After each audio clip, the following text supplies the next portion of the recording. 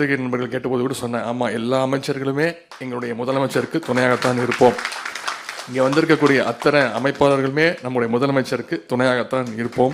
முதலமைச்சருக்கு துணையாக நான் வர வேண்டும் என்ற இந்த தீர்மானம் தான் நிறைவேற்றப்பட்டது. பத்திரிகையில் வருகின்ற கிசுகிசுகள் வதந்திகள் எல்லாம் படிச்சுட்டு வந்து இது நடக்க போதோ, அப்போ நம்ம ஒரு கோல் போட்டு வச்சுருவோம்,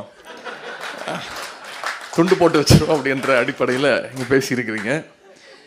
எப்படி தலைவர் எந்த பொறுப்புக்கு சென்றாலும் அவர் மனதிற்கு, அவர் பலமுறை சொல்லியிருக்கிறார், அந்த இளைஞரணி செயலாளர் என்ற அந்த பொறுப்பு தான் அவருக்கு மனதிற்கு மிக மிக நெருங்கிய பொறுப்பு.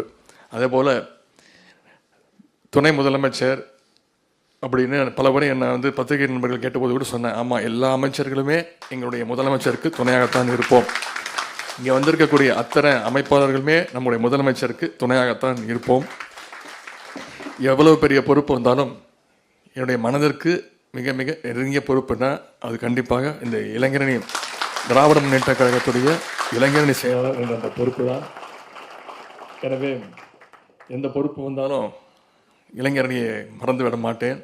நம்ம இருக்க வேண்டிய பணிகள் ஏராளம். எப்படி தொடர்ந்து நாடாளுமன்ற தேர்தலில் வெற்றிக்காக உழைத்தோமோ, எப்படி விக்கிரவாண்டி சட்டமன்ற இடைத்தேர்தல் வெற்றிக்காக உழைத்தோமோ, அதே போல் வருகின்ற மிக மிக முக்கியமான தேர்தல் 2026 தேர்தல், நம்முடைய கழகத்துடைய அரசினுடைய தலைவருடைய சாதனைகளை, திட்டங்களை எல்லாம், குறிப்பாக பெண்கள், இந்த முறை தேர்தல் ரிசல்ட் வந்ததுக்கப்புறம் அது ஒரு ஆய்வு செஞ்சு பார்த்தோம்.